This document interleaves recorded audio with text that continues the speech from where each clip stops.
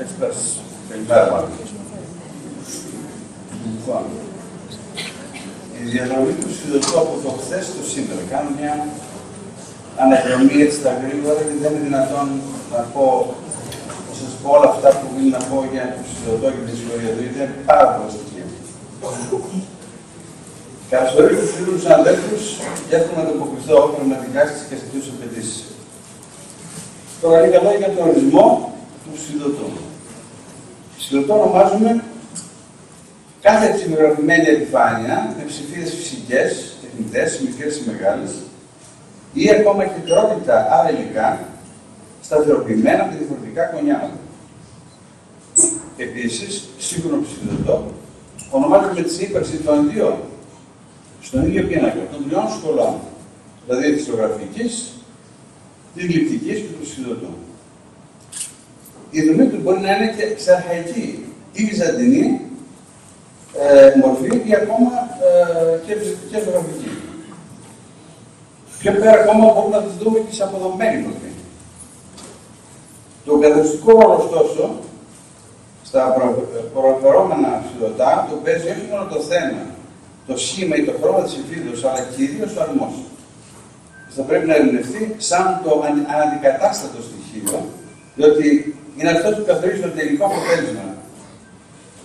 Τον αρμό μπορεί επίσης να του συναντήσουμε τη λέξη αρμονή, σκοτία ή γραφή. Ωστόσο, ο αρμός είναι εκείνο το υδροφόρο κανάλι, όχι μόνο θέτει τις ψηφίδες της ρίζας του Σιδωτού, αλλά συγχρόνως είναι αυτό που κυρίως διαφοροποιεί το Σιδωτό από τη ζωγραφική. Δηλαδή, θα ήθελα να τονίσω πως ο αρμός αυτός που μας φωτογραφίζει και αναδεικνύει τη μορφή και το σχήμα της κάθε ψηφίδας. Έτσι, έχουμε δύο τύπους αρμούς. Τον κλειστό και τον ανοιχτό τύπο.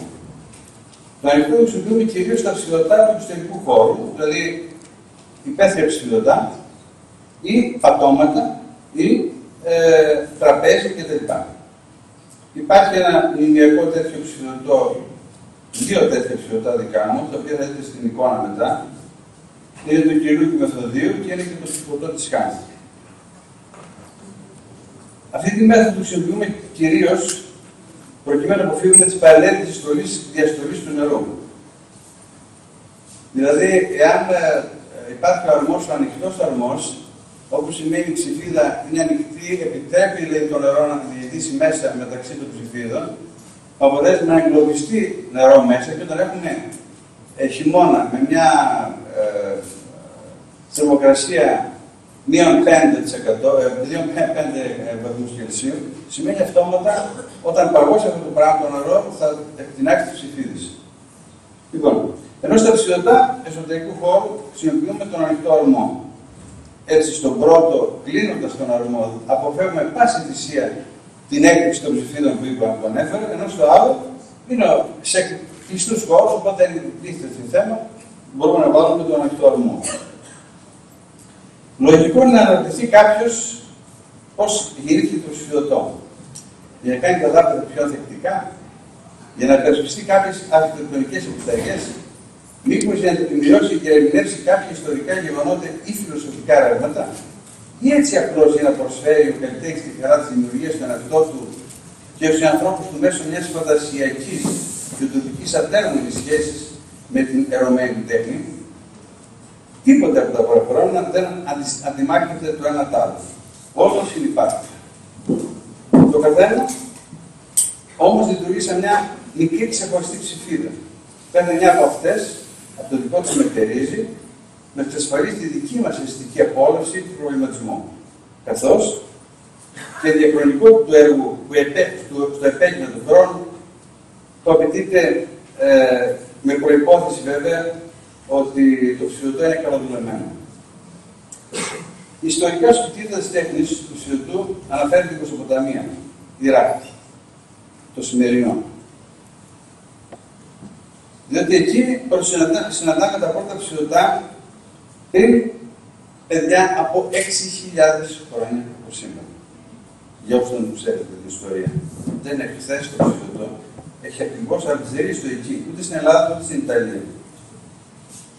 Λοιπόν, η πρώτη μορφή του ψηφιδωτού ήταν αυτή του δαπέδου, που βρέθηκε τότε, 1500 χρόνια π.Χ. στη Μεσοποταμία και μεταφέρθηκε στο Μουσείο φυσικά του Λονδίνου. Τυχαίο λέτε. Αξιοθαύμαστο όμως παραμείνει εκεί το ψηφιδωτό που έχει βρεθεί επάνω σε κολόνα με ψηφιδωτή διακόρυψη ηλεκτρονική αναπαράσταση. Στη συνέχεια, τον 9ο περίπου αιώνα, έχουμε την εμφάνιση μιας μορφής ψηφιδωτού στον χώρο της Φρυγίας, στην Τουρκία τη σημερινή δηλαδή. Φτιαγμένο με βοτσαλάκι. Για πρώτη φορά, παιδιά, που χρησιμοποιείται το βοτσαλάκι στο ψηφιδωτό, στην μορφή του ψηφιδωτού, έτσι. Αργότερα, τον 7ο αιώνα, έφτασε περνάει στον ελληνικό χώρο, όπου περνάει από Σικιώνα, κάνει μια κίνηση, Πελοπόννησο, Κόρινθο, Αθήνα, Ερέτρια, Όρνηθο, Πύθνα, Βεργίνα, για να καταλήξει στην Αττικά Πέλλα. Τον 4ο αιώνα π.Χ. όπου ήταν και το τέλος της. Ο πιο γνωστός ψηφιδογράφος της εποχής εκείνης είναι ο Γνώσης. Η εξέλιξη όμως αυτής της τεχνικής του μικροβοτσαλωτού ψηφιδωτού παρεξέχνει τις πορείες του όμως και μεταξελίχθηκε το ψηφιδωτό από ψηφιδωτό μικροβοτσαλωτό σε βοτσαλωτό δαπέδων, όπως γνωρίζουμε μέχρι πάρα πολλά. Αν υπάρχει στην άλλη στην Πέλλα, υπάρχει κύρια εικόνα και γύρω-γύρω τα γεμίσματα είναι βοτσαλωτό. Στις αυλές Κρήτης, Ρόδο και τα λοιπά και τα νησιά της Ελλάδος γενικότερα υπάρχουν τέτοια πράγματα, τέτοια δείγματα. Από τρίτο αιώνα π.Χ. και μετά εμφανίζεται η τεμαχισμένη ψηφίδα, μαζί με την ελοψηφίδα σε ακατέργαστη μορφή. Είναι το τέλος της ελληνιστικής περίοδου και αρχή της ελληνορωμαϊκής περίοδου. Στην τεχνική αυτή συναντάμε κυρίως στη Δήλο και στην Πέργαμο. Αξίζει να φερθεί ότι ο καλύτερος ψηφιδογράφος της εποχής ήταν ο Σώσος, τον οποίο φυσικά οι Ιταλοί, εκεί την εποχή μια ήταν αυτοκράτορ, κοσμοκράτορος, τον κάνανε υποχρεωτική μεταγραφή. Ήταν ο πρώτος που χρησιμοποίησε την τεχνική του ηλιοσιανισμού, δηλαδή του ρεαλισμού. Με άλλα λόγια, τι έκανε αυτή η δουλειά, χρησιμοποιούσε πολύ μικρές ψηφίδες, σχεδόν κολλισμένες μεταξύ τους, χωρίς δηλαδή να αφήνει αρμό καθόλου. Πού είμαστε?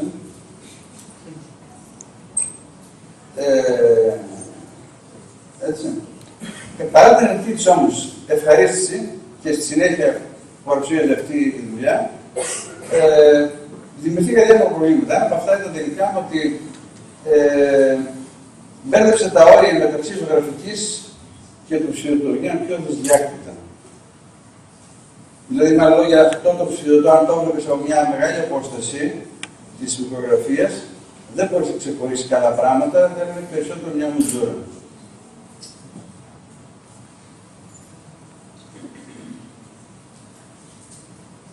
Η επαναστατικότερη όμως, και δεν είναι τυχαίο τώρα αυτό που λέω, ότι αυτή η τεχνική δεν προχώρησε. Κάποια στιγμή παρήκμασε και έφτασε τελικά να έχει μόνο, να κατέληξε εικοσύματα, δηλαδή θηρεούς, τραπέζια και μινιατούρες, τέτοια πράγματα. Η ελληνορωμαϊκή λοιπόν περίοδος ακολουθεί κατά κύριο λόγο τον τεμαχισμό των ψηφίδων. Κυρίως έχουμε εκεί την εποχή μαρμάριν, ψηφίδα, τεμαχισμένη. Βέβαια, το πρώτο ψηφιδωτό που σας είπα προηγουμένως στο Ουρούκ της Μεσοποταμίας του Ιράκ ήταν τεμαχισμένη το 1500. Ενώ οι άλλοι που σας είπα πριν 4.000 χρόνια, συν 2.000 χρόνια, 6.000 χρόνια, με τις κολόνες που δείξα προηγουμένως, ήταν τελικά σε γεωμετρικά σχήματα. Και εκείνο το ψηφιδωτό που θέλω να συνδέσουμε το παρακάτω, είναι ότι τα τριγωνάκια αυτά που είναι φτιαγμένα πάνω σε κολόνα, βοηθημένα πάνω σε κολόνα, ενώ μέχρι τότε δεν υπάρχει ψηφιδωτό επιτύχιο, ξαφνικά εκείνη την εποχή, παιδιά, έγινε η πρώτη προσπάθεια. Και η υλοποίησή της στην εξέλιξη πότε έγινε? Έγινε η επαναστατικότερη στιγμή που συναντάμε πραγματικά το ψηφιδωτό, είναι που φεύγει από το δάποδο και πάει στον τοίχο, είναι στην Πομπιέα του 1ου αιώνα π.Χ. Διότι το οροθεατής δεν του προσπερνά πια διάφορος, αλλά το αντικρίζει όρθια απέναντί του με ισότιμη βάση, με τον ίδιο σεβασμό όπως ίσχυε και ισχύει για τις υπόλοιπες καλές τέχνες. Στέκεται εκεί απέναντί του, έτοιμο για συνομιλία με τον άνθρωπο. Είναι η πρώτη φορά που το Σιωτό επιτέλους δικαιωματικά σκαρφαλώνει στο επίπεδο που το αξίζει, από εκεί ψηλά αντικρίζει τον άνθρωπο κατάματα. Προσέξτε ένα πράγμα που θέλω να σας πω ότι τα 40 χρόνια που ασχολούμαι, παιδιά, υπήρχε ένα κολάρο που έλεγε δεν είναι τέχνη, είναι τεχνική. Τεχνική. Ναι, όχι, δεν είναι τεχνική. Είναι μια τεχνική η οποία τελικά είναι εφαρμοσμένη. Ψάχνω τη λέξη εφαρμοσμένη. Είναι εφαρμοσμένη. Δηλαδή, με όποιον καλλιτέχνη συζητούσα, υπήρχε αυτή η ιδέα στο κολάρο που έλεγε είναι εφαρμοσμένη τέχνη, δεν είναι τέχνη. Δηλαδή, αγνούσαμε όλα τα ψηφοδά του Βυζαντίου, αγνούσαμε όλα τα ψηφοδά που έχουν γίνει σε όλο τον κόσμο. Εντάξει, τι να κάνουμε, η σχολή καλλιτεχνών έχει 3 σχολές μόνο και δεν υπάρχουν άλλες. Ξέρετε πολύ καλά όλοι σας που έχει τελειώσει εκεί, οι περισσότεροι τέλος πάντων. Είναι ζωγραφική, χαρακτική, ελλειπτική. Αν πάτε στον Πάο Χάους, θα δείτε και άλλα πράγματα είχαν εκεί οι άνθρωποι, τέλος πάντων. Μα δεν υπάρχει τέχνη χωρίς τεχνική διαπραγωγή. Ακριβώς. Λοιπόν, πάμε παρακάτω. Μετά. Στη Βυζαντινή περίοδο όμως έχουμε μια φιλοπλούσια συγκομιδή υπέροχων ψηφιωτών, το οποίο ήταν αποτέλεσμα πολλών αξιόλογων καλλιτεχνών, αλλά και πληθώρων φυσικών και κοινωνικών ψηφίδων. Η κρίση της υψηλής ψηφίδας, καθώς και της ελοψηφίδας, προσέφεραν στον ίδιο φωτισμένο ναό τώρα περισσότερο φως, μέσα της αναγκαστικότητας του ψηφίδων. Οι δε Βυζαντινές μορφές γινόντουσαν τώρα πια πιο αεκίνητες, στη συνέχεια ίδιες με τη σειρά τους αντιδρούσαν στον χώρο και στον άνθρωπο επιλυτικά και καταλυτικά. Ο καλύτερος ψηφογράφος της εποχής εκείνης, ο Λάζαρος, σε αυτό το ψηφιδωτό, παιδιά, θέλω να σταθώ, θεωρείται για μένα το καλύτερο, τα πιο καλύτερα ψηφιδωτά της όλης την περίοδου, ήταν οι υπαλλόγες της υπολόγιας εποχής και αυτό θεωρείται για μένα το καλύτερο του κόσμου. Λοιπόν, αυτό το έκανε ένας Λάζαρος. Ο καλύτερος ψηφογράφος λοιπόν, της εποχής ονομάζονταν Λάζαρος. Κάποιες πηγές όμως αναφέρουν ότι ο Σοκράτορας προλόγος είχε μείνει τόσο ικανοποιημένος από το δικαστικό αποτέλεσμα της παράστασης Δέσης, μέχρι σε αυτόν αφιερώθηκε στην Αγία Σοφιά, που για να μην τολμήσει να το επαναλάβει, του έκοψε ή του έκαψε τα χέρια με πέτρα καμένα. Αυτή την πράξη, όπως καταλαβαίνετε, μπορούμε να την ονομάσουμε και αποκλειστική αγάπη. Η Εκκλησία βέβαια για να διορθώσει το λάθος της αντάμυψε τον Λάζαρο αγιάζοντάς τον. Κατά την αρχική Βυζαντινή περίοδο έχουμε για πρώτη φορά την παρουσία διαστηριακής χοντροκομμένης ελοψηφίδας καθώς και χρυσής εξίσου χοντροκομμένης. Το κουρασάνι πολύαιμα ήταν το τέλειο συγκλητικό όμως υλικό που χρησιμοποίησαν οι Βυζαντινοί καλλιτέχνες προκειμένου να ανταπεξέλθουν στο πολιτικό πάγος Αγίων των ψηφίδων. Αυτά θα σας δείξω αύριο. Πριν την καθιέρωση του ψηφιδωτικού στον χώρο των πλησιών, τον χώρο των πλησιών τον μονοπολούσε η τεχνική της αλληλογραφίας του φρέσκου, ονοπογραφία. Έφυγε όμως η ονοπογραφία παιδιά της Εκκλησίας γιατί υπήρχε ένα πρόβλημα. Δηλαδή τι έγινε, με τα κεριά η Εθάλη ακουμπούσε πάνω στην αλληλογραφία, με αποτέλεσμα τελικά να βγει μια μουζούρα. Και στο τέλος το δείχνει το ψηλό, το οποίο μπορούσε να το καθαρίσει άνετα, γιατί έτσι και το μουσ και καθάριζες την οπογραφία με νερό, θα γινόταν μια μουζούρα. Λοιπόν, το ψηλό πραγματικά επειδή μπορούσε να καθαριστεί, παραγώνισε την οπογραφία. Τα ψηλότερα της Ραβένας σηματοδοτούν την σύμπτυξη βυζαντινής και ρωμαϊκής τέχνης. Η οργάνωση και το σχήμα των ψηφίδων είναι αυτή τη μορφή. Σε αυτή τη μορφή είναι ελεύθερη, ζωγραφικός τρόπος. Η διεύθυνση του χρώματος παραπέμπει στον ιμπρεσιονισμό, δίνοντας στο συγκεκριμένο ψηφιδωτά μια ιδιαίτερη θέση. Παρόλο το υπέδαφος, αυτό είναι ο στινιανός της Ραβένας. Είναι αυτό που σας είπα, δηλαδή υπάρχει μια σύνδεξη Βυζαντινής Ρωμαϊκής υπάρχει όμως περισσότερος ζωγραφικός τρόπος. Παρότι το πέρασμα της χώρας μας είναι διάσπαρτο από ψηλωτά της βαθιάς και ελιστικής και ρωμαϊκής φυσικής περίοδου, που κανένα άλλο μέρος του κόσμου δεν διαθέτει τέτοιο πλούτο, εν τούτης, οι κρατούντες συνεχίζουν να στηρίζουν αδιάφορα. Λες και δεν τους αφορά το θέμα και προτιμούν την αγρανάπαυση. Σήμερα δε, με την οικονομική προληψία που μας έβαλαν οι φωστήρες της ΟΝΕ, ας το πάρουμε όπως υπόψη, η αγρανάπαυση θα παραμείνει διαρκής. Κατά την υψηλή περίοδο, οι ψυχογράφοι χρησιμοποιούν στα γυμνά μέλη του σώματος τη φυσική ψηφίδα, στοιχείο της αρχαίας παράδοσης. Και αυτό, παιδιά, γινόταν γιατί γυμνά μέλη, δηλαδή πρόσωπο, χέρια, πόδια, γιατί μέσα στην εκκλησία είχε πολύ λίγο φωτισμό. Την ημέρα όμως είχε πάρα πολύ φωτισμό σε σχέση με τη Ραβένα, όπως σημαίνει πέφτοντας επάνω για κτίνες του ήλιου, αν ήταν διαλωμένο έτσι με άλλες ψηφίδες στο πρόσωπο, θα γιάζει και θα έβλεπε σαν εκκλησίες που να κουνιέται συνέχεια για να δει την έτσι. Λοιπόν, γι' αυτό αποφύγανε αυτό το πράγμα, ενώ αντίθετα οι Ραβενέζοι έχουν ακριβώς αυτή τη διαφοροποίηση. Χρησιμοποιούν, όπως είπε προηγουμένως τον Ιουστινιανό, ήταν όλο, σώμα, πρόσωπο, τα πάντα ήταν και φόντο ήταν όλο με γελοψηφίδα.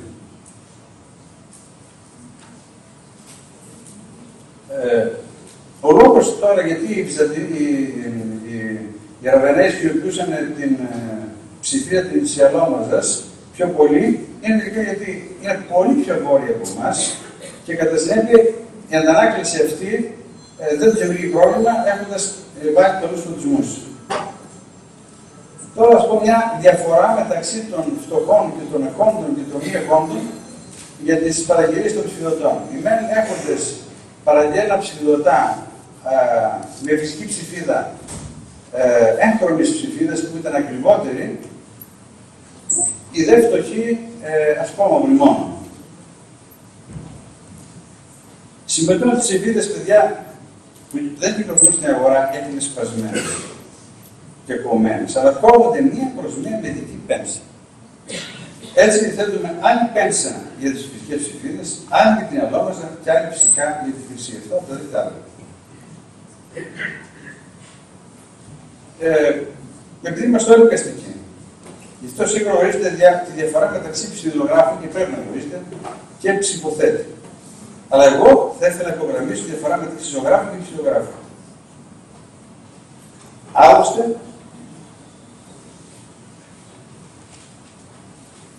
με την ευκαιρίζει, είμαστε ευκαιρίζει πιο πάνω και θέτει, δηλαδή, όπως το λέμε, ο ψηφογράφος με τον ψηφοθέτης, ποια διαφορά, θέτω τις ψηφίδες. Έτσι θέτω. Δεν δημιουργώ ο ίδιος ψηφιδωτό, δεν κάνω ίδιο σχέδιο. Ψηφοδοτώ, το λέω παρακάτω, θέτω ψηφίδες αν υπάρχουν σχέδια που είναι έργο του ψηφογράφου ή ακόμα κάποιου ζωγράφου, όπως γινόταν στην αρχαιότητα. Ας υποθέσουμε πως και οι δύο, μια και θέλω να τονίσω τώρα τη διαφορά μεταξύ ζωγράφου και ψηφογράφου, λέω, θέλω και οι δύο ζωγραφίζουν το ίδιο ακριβώς θέμα, με το ίδιο ακριβώς τρόπο, αλλά το υπόβαθρό τους είναι τζάμι. Τότε, ενώ ο ζωγράφος βάζει την τελευταία του πινελιά και αλλάζει τον καναπέ του, η αγαπημένη δηλαδή εξάξη του Νεοέλληνα, ο ψηφιδογράφος συνεχίζει πρώτα σπάζοντας στο ζωγραφισμένο τζάμι και συνέχεια το ξάσει αναμολογή. Από αυτές τις δύο πλέον ενέργειες προκύπτουν δύο καινούργια στοιχεία. Το σήμα της ψηφίδας και ο αρμός. Από την άλλη μεριά, ο ένας χρησιμοποιεί πινέλα και χρώματα, και άλλος λαβίδες, πέμψες και ψηφίδες. Οι δημιουργιστές ή πουαντιλιστές ζωγράφοι προσπαθούν και αυτοί με τη σειρά τους να κατηγραμματίσουν σχεδιαστικά και χρωματικά το χώρο για το θέμα. Ο Ρωμόμιλη, από τη του Μανέ, ο οποίος υποστήριξε πως το ζητούμενο είναι να μπορεί να ζωγραφίσει ένα κινούμενο αντικείμενο, πουλί, βάρκα, ηλιοβασίλεμα κλπ. Επάνω σε ένα κινούμενο βάρκα, δηλαδή μια βάρκα. Να σε πάρω σε μια βάρκα και να ζωγραφίσει όλα αυτά που είπα. Με τι? Με κινούμενες πινελιές, δηλαδή σε μορφή οξείας, κόμματος, τελείας, περιστρωμένης, τερματικού κτλ. Κατά συνέπεια, η φιλοσοφία του ψηφιδωτού εδράζεται ακριβώς σε αυτή την φιλοσοφία του, όπως το λέμε, στην άποψη του καταγερματισμού του χώρου και του θέματος που ανέφερε ο Μανέ πιο πάνω.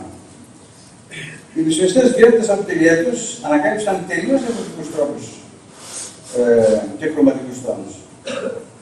Έτσι άρχισαν να πνευματίζονται με την λήξη των χρωμάτων, όχι πια στην παλέτα που συμβούσαν τότε, αλλά απευθείας στο καμπά. Δηλαδή, βάζοντας μια πινελιά κόκκινο δίπλα ακριβώς μια πινελιά κίτρινο, τότε το ίδιο το μάτι μετρεπόταν σε χρωματικό αναδευτήρα, ώστε στο τέλος να μην βλέπουν δύο ξεχωριστά χρώματα, αλλά την λήξη αυτών, δηλαδή το πορτοκαλί. Φυσικά, αυτό το καθορίζει, αυτή τη μαγική χρωματική λήξη την καθορίζει πια η απόσταση του παρατηρητή.